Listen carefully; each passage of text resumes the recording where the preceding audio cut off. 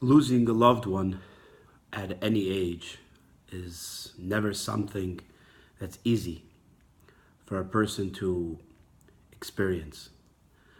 But it's particularly at these kinds of times when someone loses a loved one that it's very difficult for them to concentrate or to focus and to learn laws about how one could or should conduct themselves during such a time. Therefore, it's important for people to become acquainted with the laws of one who passes away and one who has to mourn someone who passes away. There is a series of collection of laws that are associated with the laws of mourning, and we'll go through some of these sections one by one so that we have a little bit of an understanding and a clarity in these matters. Now, it's possible that if you're listening to this recording or you're watching this video, that you had just lost a loved one. And in that case, I wish you that God should console you amongst the other mourners of Zion and Jerusalem. And God should give you strength to be able to endure through such a difficult time and such a challenge as to losing a loved one. Now, the first thing that happens when someone loses a loved one is brothers or sisters or children or parents, the immediate relatives, become what's known as an onen. They are individuals who are at the present moment obligated in one mitzvah. And this mitzvah is to be concerned with the deceased person. That means that their obligation is to see to it that the body gets taken care of in accordance to Jewish law, and the body eventually makes its way to Jewish burial, and then to the 7-day mourning period.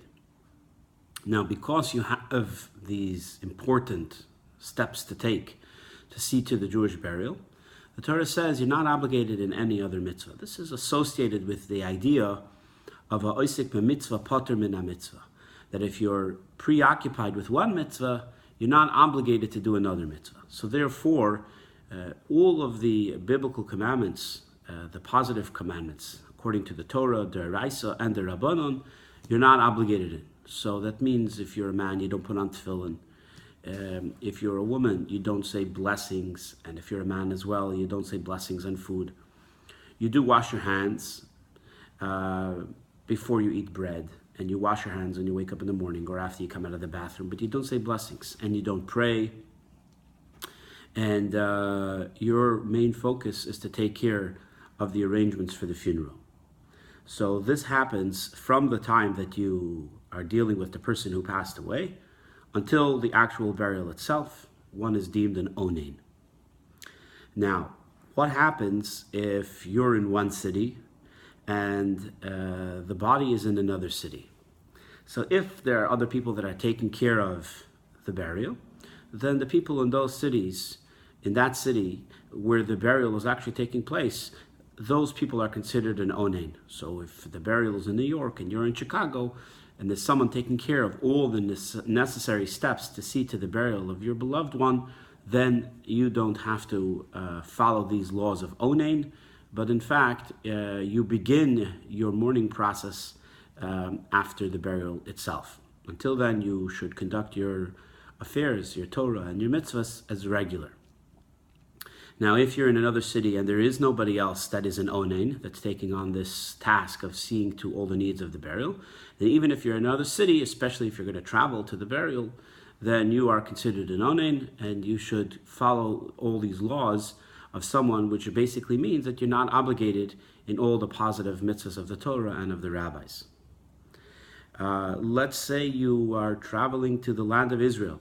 So again, if you're going with the body, you're still seeing to the burial procedures. If the body is going on its own until you know that the body gets there and the burial is coordinated, also you're still on the mindset of the burial being taken care of. And therefore, at that moment also, in that situation, you're not obligated to be an onen, unless, of course, you're considering to be the individual person who is singly responsible. You've given it to somebody else, that would consider you not an onen. But if you are the single person who is fully responsible, again, even if you're not with the body, just like in another city, you would be considered an onen. Now, an onen, not only does the onen not pray, not be concerned with all the positive mitzvahs of the rabbis and of the Torah, an onen is not supposed to eat meat. So if you just lost a loved one, you don't eat meat. And that includes, of course, all poultry. You don't drink wine. That also includes any alcoholic beverages. Also, you don't take a shower, at least not a leisurely shower. Creams and all sorts of perfumes and things like that. Also, we stay away from marital relationships as well. We stay away from any type of activity that will bring you to joy, like singing and dancing. One doesn't do. One doesn't need to greet people. One should not go out of their way to greet people. And work, you should refrain from work, because right now you're showing respect to the person that you just lost, to the person who had just passed away, to the deceased, and you don't work. At least you try not to. Of course, in each one of these circumstances, you should contact your local Orthodox competent rabbi to discuss the matter. At this point also, we still keep our shoes on. Once the burial happens, we take our leather shoes off, and the whole 7-day period, except on the Shabbos and the Yom Tov, we are not going to wear leather except on Shabbos and Yom Tov where you may, because we don't want to show any signs of mourning in public on the Shabbos or on the holiday.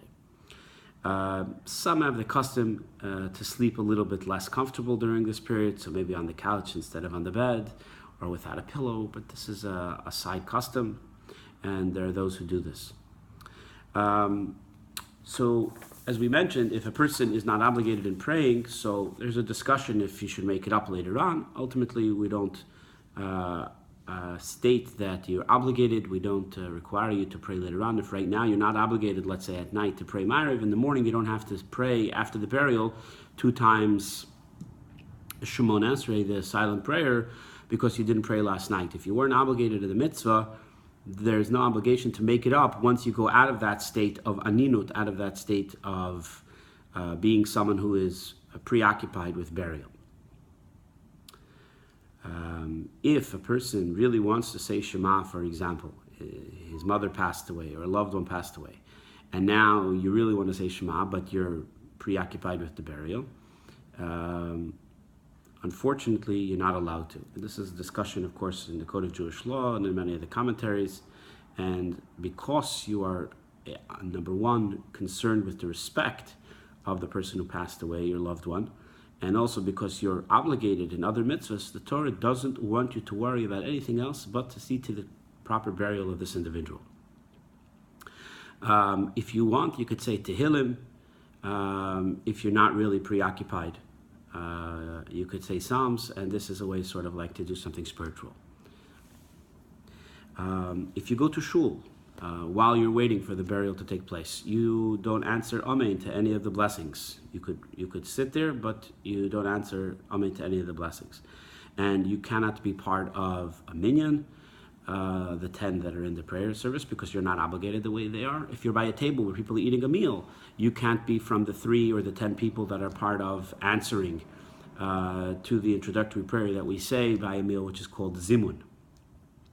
Obviously, you are allowed to go out of your house if you need to prepare things for the burial.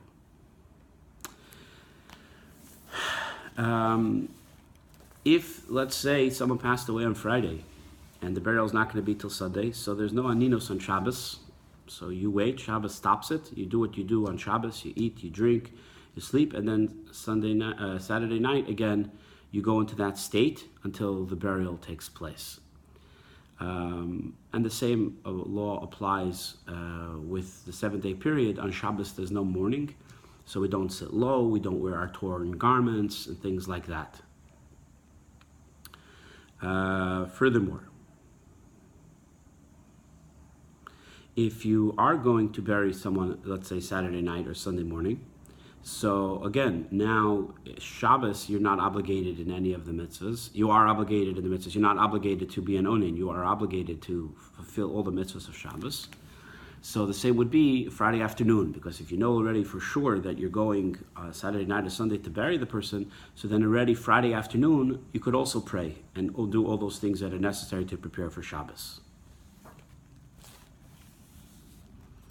Now, what happens if the person who lost a loved one also has a brit in his family? He's going to have a bris, a circumcision of his own son, let's say. It could happen, unfortunately.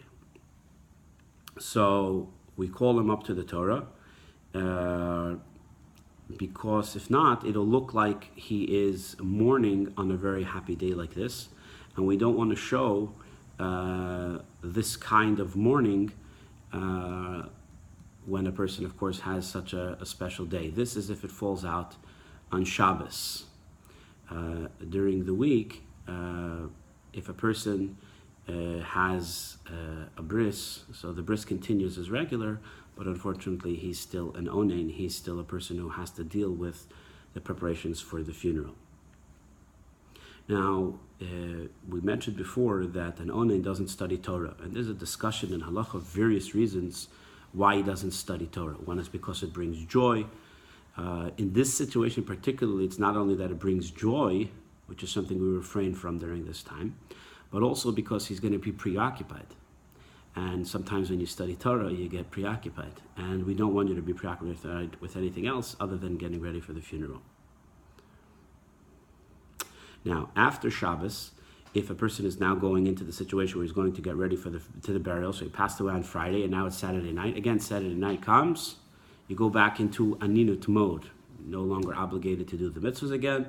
So now you don't pray Ma'ariv, you don't pray the evening prayer, and you don't do Havdalah, and you eat without Havdalah. And tomorrow, after the burial, there you would go and make the Havdalah again, and you would pray the morning prayers, or the prayer that you reached to at that time, if it was the afternoon or the evening, depending on what time the funeral ended, etc.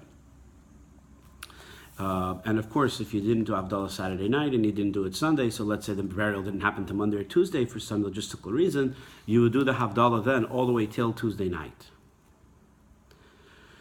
Now you have to remember that mourning doesn't take place, as we mentioned, on Shabbos and on Yom Tov, and also not on Chol HaMoed, because that's the intermediary days of the holidays, like in between the two parts of Passover or Pesach, the two parts of Sukkot, etc.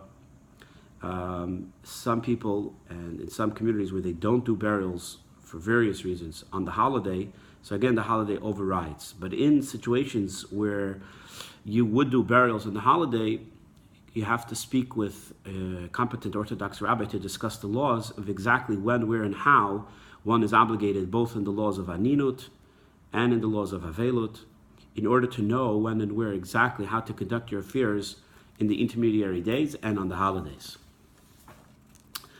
A Kohen, a very interesting common question that comes up is about a Kohen. A Kohen who has someone who passes away has very strict laws of how and where and when they're allowed to become impure and become associated with the burial.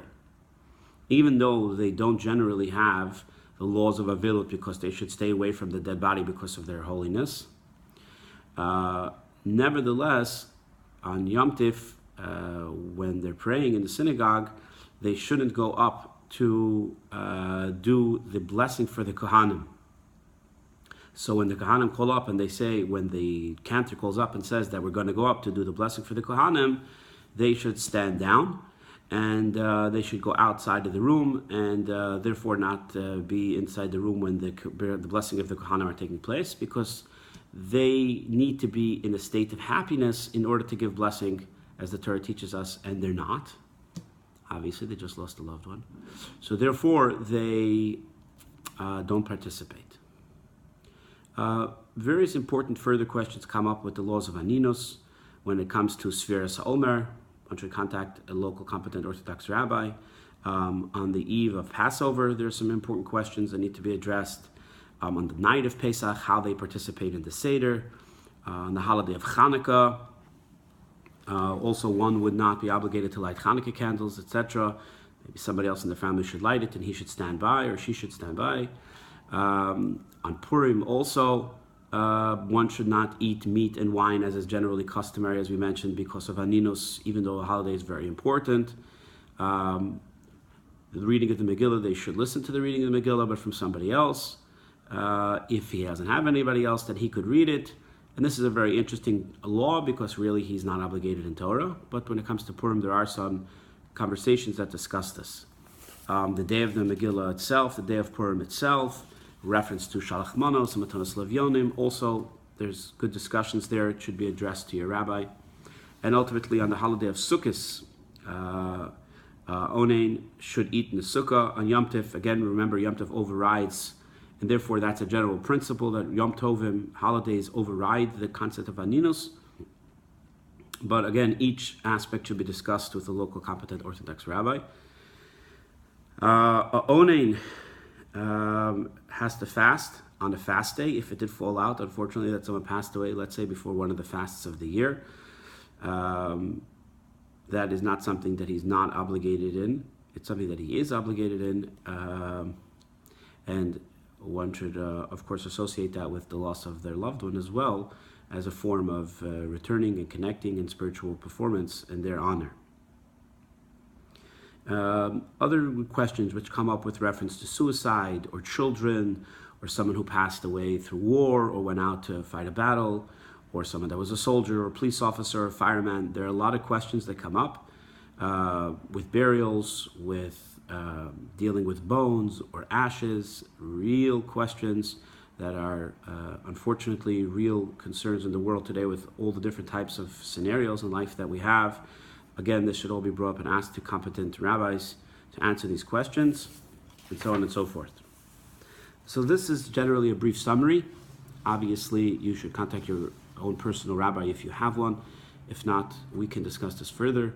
God should bless us that there should be no more pain and suffering amongst the Jewish people. All sadness and sorrow should be wiped away from our faces till the coming of Mashiach. And of course, see the other videos on the laws of mourning, which discuss other areas of this important mitzvah.